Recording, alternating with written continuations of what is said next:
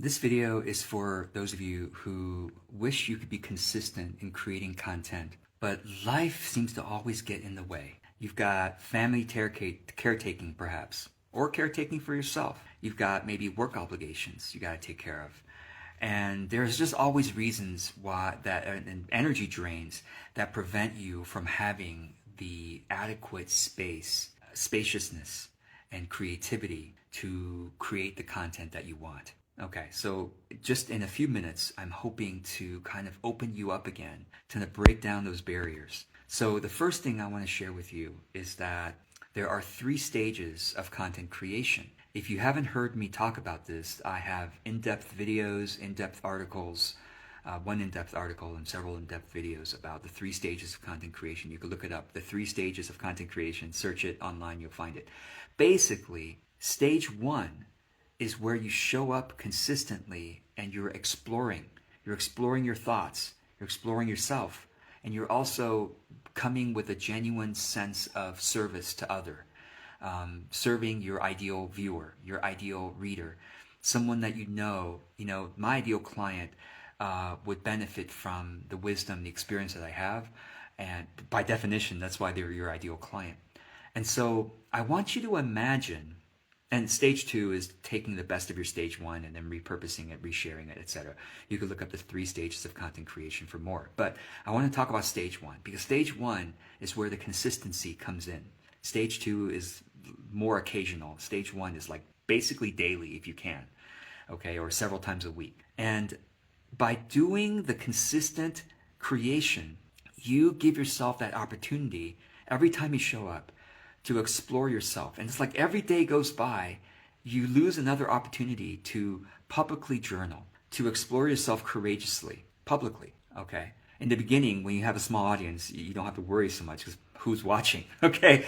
Great time to explore yourself publicly in the beginning. So, but you also get the opportunity every day to show up in service to other. And it's like yet another day goes by and you have not given yourself the opportunity to serve others through your public exploration of your ideas, your tips, your stories, etc. Anyway, so think of that ideal audience member as your ideal client, somebody by definition who benefits from your stories, your tips, your lived experience, and your presence, your energy signature. That's why they're your ideal client, because they resonate with who you are, just being yourself. Don't you want clients that you feel comfortable with? That you feel comfortable in their presence? Yeah, exactly. So your ideal client is someone who feels that you feel comfortable in their presence and they feel comfortable with you because you're being yourself. And so I like to think of my ideal client as like a friend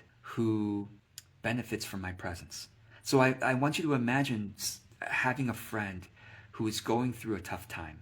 If a friend's going through a tough time and they just need someone to show up in connection to care for them, like sending them a quick one minute voicemail every day, just say, hey, just checking in on you. Now I want you to imagine that this is a friend who says, hey, listen, now maybe they're not going through everyone's going through a tough time in some way, but I want you to imagine this friend is telling you, hey, I just want you to share something from your life, from your lived experience, some wisdom that you have gathered, maybe something you read recently or a long time ago or something you developed yourself. I just want you to share some wisdom that you've gathered over the years, just some little thing with me every day. And don't worry how it comes across. I just want you to know that you're there and that you're there to care, that someone's caring about me, right? That friend is your ideal audience. Really. I mean, quite literally, your ideal audience is somebody who is looking for someone like you to care on a consistent basis, to show up when they're surfing their social media.